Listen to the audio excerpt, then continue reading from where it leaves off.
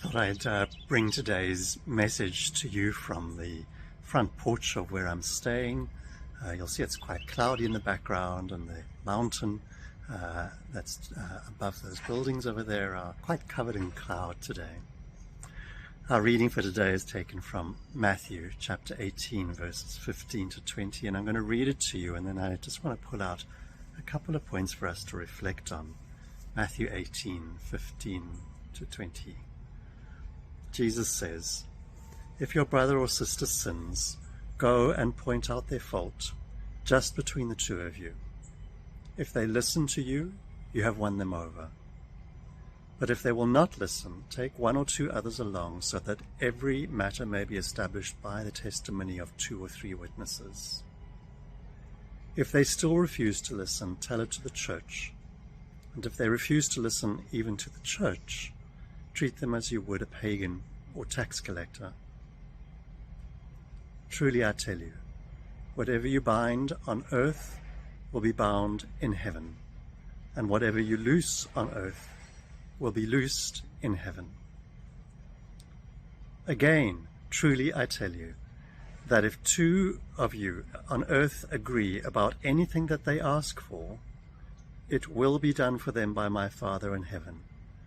For where 2 or 3 gather in my name, there I am with them." Now, we could get really stuck in the complexities of pointing out other people's sins and church discipline, which is what this passage does speak about. I don't want to get into that because we only have a few minutes, and it's quite complicated. But I do want to draw 2 key things to your attention from this passage today that I hope that you will find both challenging and helpful. And the first point is this, is that according to Jesus, we ought to be concerned about our fellow Christians. We ought to be concerned about their lives and how they're doing in their walk with God, and how they're doing in the way in which they live out their faith day to day. Sometimes we kind of adopt a philosophy of live and let live. I must say I'm perhaps guilty of that myself, but it should not be translated into you just do whatever you feel like doing, I don't really care. There is a sense of care that Jesus desires from us. He wants us to be concerned about the lives of fellow Christians. We have blind spots. I have blind spots and you have blind spots. And sometimes we need somebody else to help us see them. In context of pastoral counseling, for example, I've sometimes said to a person, there is a deep bitterness in you that is poisoning you. I point out that sin in their life. I've sometimes said to people that there is a deep sense of unforgiveness in you. And your harboring of this hatred and this anger towards another person is causing you and them and other people considerable harm.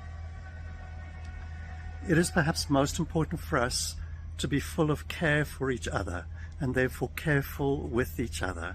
And sometimes that does mean pointing out something that somebody else doesn't see in themselves and articulating it with genuine love and compassion. The second point that I wanted to make today from this passage is that this caring that we've been speaking about now and that we read in this passage has eternal consequences. In the second half of our text today, Jesus really emphasizes that what we do here on earth in this present moment has consequences for eternity. It's not just about now, it really is about the future. So in verse 18 he says, "Truly I tell you," amen and amen in the original, "whatever you bind on earth will be bound in heaven, and whatever you loose on earth will be loosed in heaven." Now, what is the binding and the loosing? The binding and loosing come quite clearly in the parable of the unmerciful servant, which is in the very next passage. In a sense, the binding is about judgment, and our judgment and God's judgment. When we judge people, when we don't forgive them, that has eternal consequences for them and for us. On the other hand, the loosing is about the forgiveness, the offer of forgiveness and reconciliation that comes when we turn ourselves back towards God. And so when we bind people here on earth, when we don't forgive them, and even when we don't share the truth with them, in a sense we bind them not only here now but for eternity. And on the other hand, when we forgive and we reconcile and we include, we do something that is eternal for them. They are freed for eternity. And that's profound, isn't it? That we have that kind of power. And then he goes on in verse 19 to say, truly, truly, I tell you again, that when two of you, just two of you, agree on earth about anything that you ask for, it will be done for you by my Father in heaven. And once again, Jesus emphasizes that our behavior here and now has eternal consequences. Our capacity to forgive and to pray for others and to ask for their salvation, for their liberation, for their peace and wholeness, these things impact not only this present world, but the future world also. I think this is a really important passage, and I want to encourage you to go read it again on your own. Matthew chapter 18, verses 15 to 20.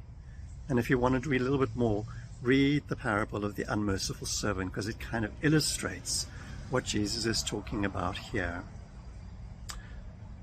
But here's what I'd like you to take away from today's message, dear friends. We should be engaged with each other, and we should know how each other is doing. Let us be attentive to and connected to each other. It is all about our relationships. Secondly, let's be honest with each other. When we see something, let's find a way to speak it out and to say something to them genuinely in love, with compassion and kindness, and with their best interests in heart. And finally, let us pray for each other, because our prayers have huge impacts on the future of the world. Blessings. I wish you a good day.